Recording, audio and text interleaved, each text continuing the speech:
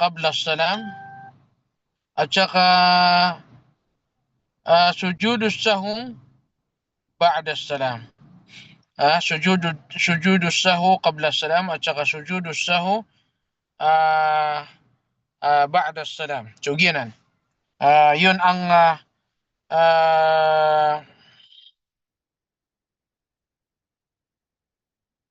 yun ang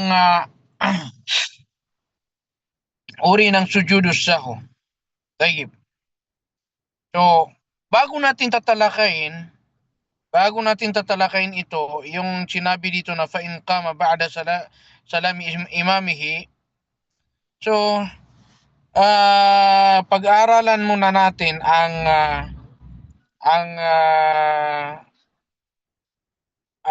tungkol sa pagsujud ng sujudus sahwi ba'da salam o qabla salam. Ang qabla salam, pagsusujud ng sujudus sahwi qabla salam, bago magsalam ang tao ay mas mainam ito na magsujud ang isang tao bago siya magsalam kapag siya ay nagdududa sa kanyang pagsasala. So pagkatapos niyang magduda ay bana alal yakin. Ibig sabihin ay pagkatapos niyang magduda ay doon siya pumanig sa yakin. Ang kinuha niya, pinanghawakan niya ay ang yakin. So, mas afdal ang sujudus sahwi ba'da salam, pagkatapos ng salam,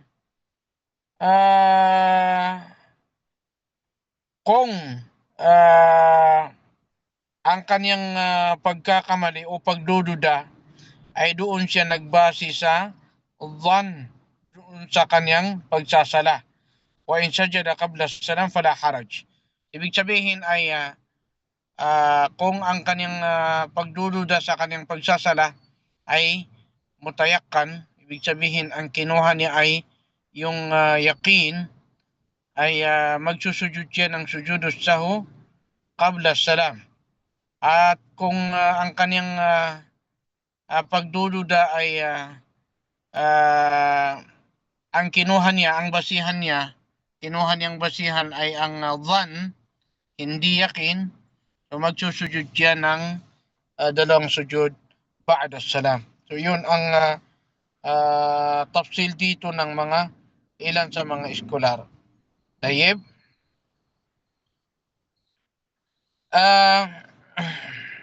Fa in qama ba'da salami imamihi raja'a fa sajada ma'ahu. So halimbawa ang imam magsusujud siya na siya ng sujudus sahwi pagkatapos ng salam. O di kaya nagsalam na siya, tapos may isang ma'mum na masbuk. Hindi siya umabot sa imam noong unang pagsasala. So pagkatapos ay nagsalam ang imam, pagkatapos niyang magsalam ay nalaman niya na siya ay nagkamali. So noong nalaman niya na siya ay nagkamali, nagsujud siya ng sujudus sahwi. Siyempre, yung ma'mum, nakatayo na siya dahil nagtayo na siya para sa sa kabuuan ng kanyang pagsasala. Nakatayo siya para sa kabuuan ng kanyang pagsasala. So ang dapat niyang gawin ay babalik siya upang magsujud kasama ang imam. Yun ang ibig sabihin nito. Tayyib. رجع فيسجد ما لم يستتم قائما فيكره له الرجوع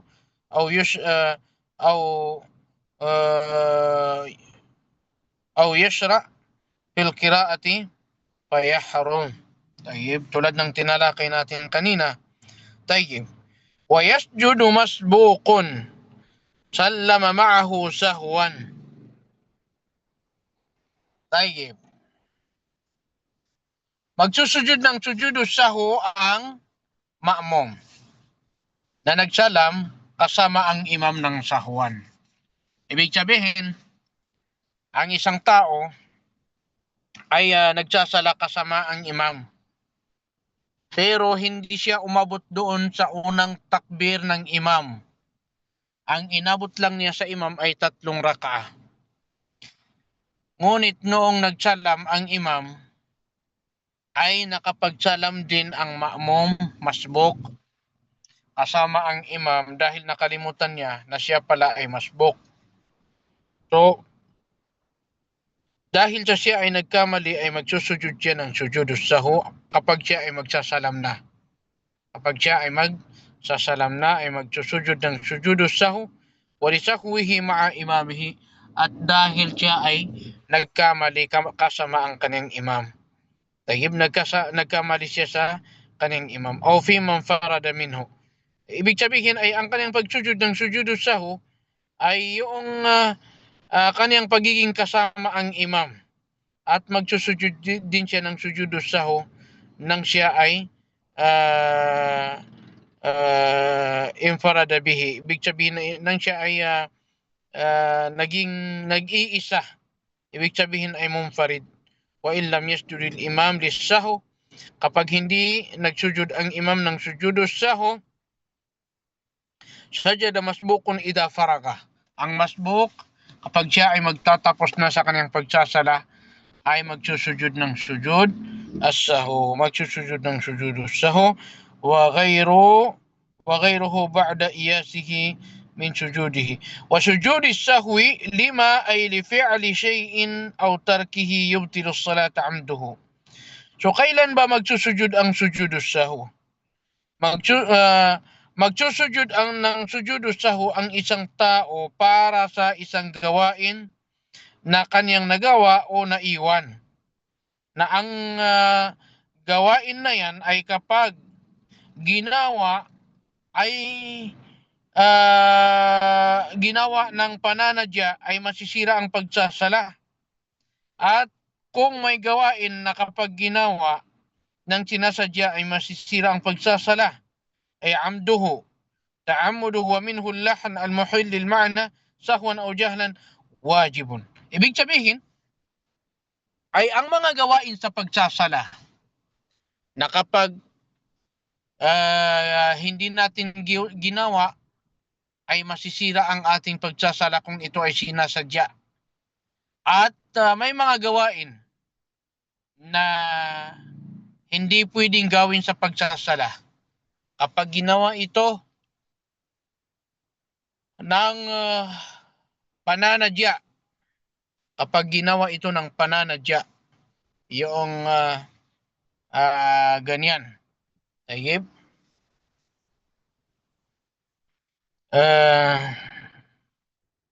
Kapag ginawa ng pananadya ay masisira ang kanyang pagsasala, lahat ng ito ay wajib doon ang pagsusujud ng sujudus sahwi.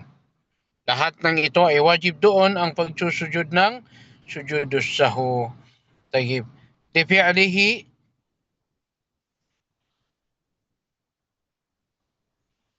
Lifi'lihi sallallahu alayhi wa sallam wa amrihi bihi fi ghairi hadithin wal amru lilujub.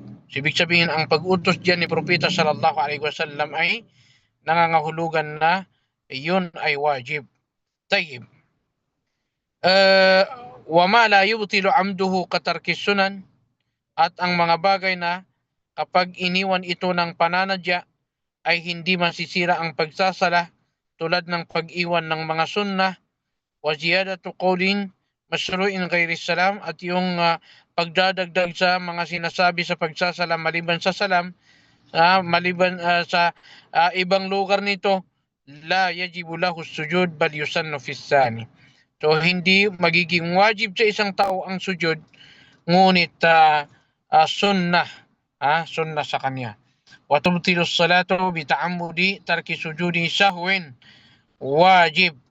So masisira ang pagsasala sa pananadya ng pag-iwan ng sujud sahwin. Ibig sabihin ay ang sujudus sahwi ay wajib ito. Sujudus sahwin wajib. Ang sujudus sahwi ay wajib ito. Kapag ito ay naiwan ng nakalimutan ay hindi bayaran.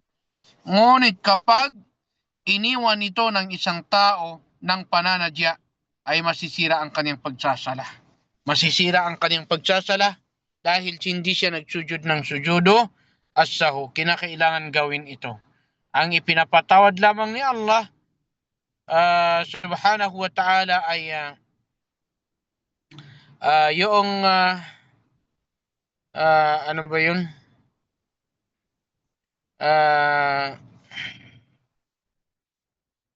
Ika lang.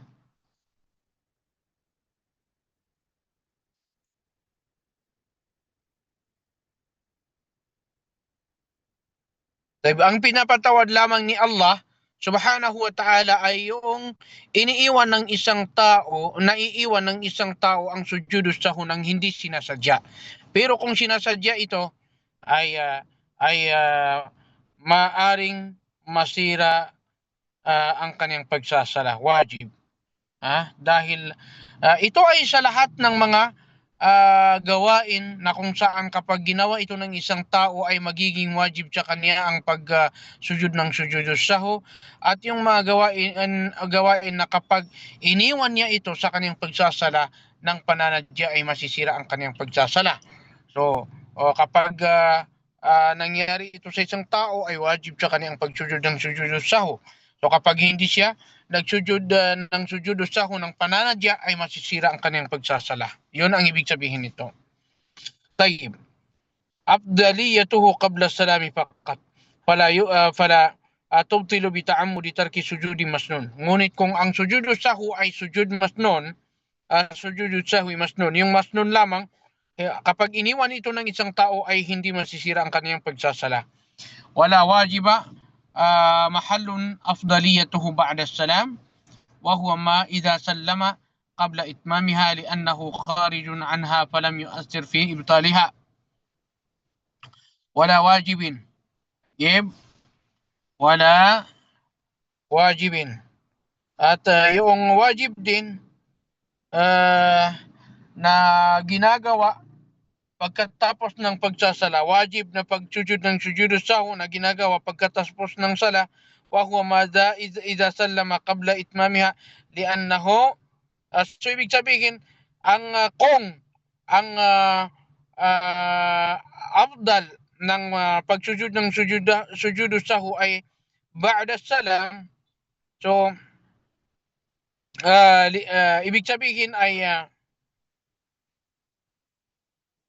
hindi ito, halimbawa, ang pagsujudus sahu, sinabi natin na may qabla salam at saka ba'da salam. Pero yung afdal na gawin qabla salam tapos doon ginawa sa ba'da salam, hindi wajib doon ang pagsujud ng sujudus sahu. Hindi wajib doon ang pagsusujud ng sujudus sahu. Tayyib. علم من قوله أفضليته أن كونه قبل السلام أو بعده ندب. Tulad ng sinabi ko sa inyo, kapag ang isang tao ay nagsasala, tapos ang kanyang pagsusujud ng sujudus sahu ay qabla salam, tapos ginawa niya ito qabla salam, so hindi masisira ang kanyang pagsasala. Hindi masisira ang kanyang pagsasala. Wa in nasiyahu ay nasiya sujud as-sahu alladhi mahalluhu qabla as-salam wa sallama thumma dhakara sajada wujuban in qarba zamanuhu.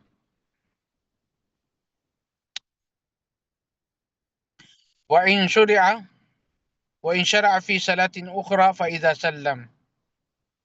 Ibig sabihin ay kapag nakalimutan niya ito, ang sujud as-sahu na ginagawa qabla salam, pagkatapos ay naalala niya ang sujud, may naalala siyang sujudus sahu na wajib, tayyib.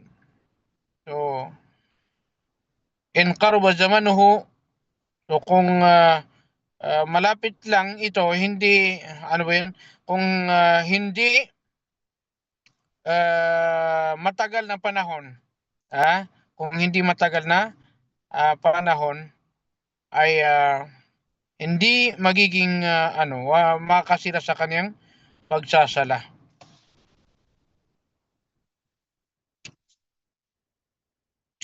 So wait lang muna kayo kasi hindi pa kasi ako dumating. tinitingnan ko muna yung binabasa ko. Wa in nasiyahu aw nasiya sujuda sahwi alladhi ma qabla as-salam.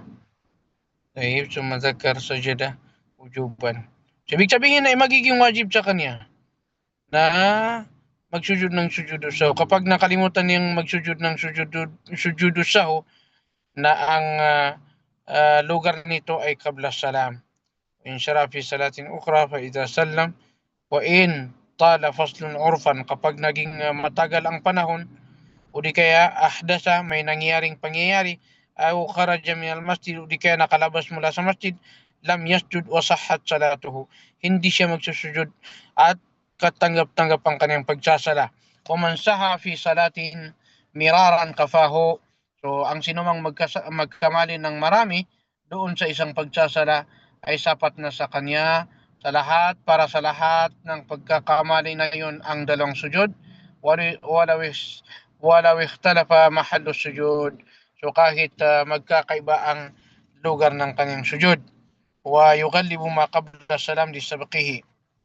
So ang pipiliin daw niya ay ang qabla salam, dahil ito ang nauuna. Wa sujudu sahwi wa ma yuqalu fihi fi rafa'i minhu ka sujudi sulbi salah. Fa in sajada qabla. Ibig sabihin ay ang binabasa sa sujudu sahu ay parehas lang doon sa binabasa sa sujud sa pagsasala. Ganon din ang pagrafa, pagtaas ng ulo mula sa sujudu sahu, ang binabasa din doon ay ang binabasa sa sujud sa pagsasala. Tayyib, ata bihi ba'da faraghihi min at-tashahhud. So ginagawa ito, ang sujudu sahu ay ginagawa pagkatapos niyang magtasahhud, wa sallama aqibahu, pagkatapos ay magsasalam pagkatapos nito. Wa in ata bihi ba'da salam, so kapag ginawa ito ng isang tao bago magsalam, jalasa ba'dahu muftarishan, ang kaniyang pag-upo ay muftarish. Muftaris ang kaniyang pag-upo, wa mutawarikan wa ghayriha, wa tashahhada wujuban at-tashahhud al-akhir. Wajib sa kanila magtasahhud ng tashahhud al-akhir, summa sallam, pagkatapos ay magsasalam. Li'annahu fi hukmi al-mustaqil fi nafsihi. Tayyib. So ngayon naman dito tayo sa bab salati tatawu wa uqatin nahi. So ang mga pintuan ng tatawu at ang mga oras ng an-nahi. So siguro sa susunod nating pagkikita ito, dahil na ipagpapatuloy ko ang pag-uwi ko sa aking tahanan. Nasa daan pa rin ako. So wallahu alam, jazakumullahu khairan fil ula wal akhir.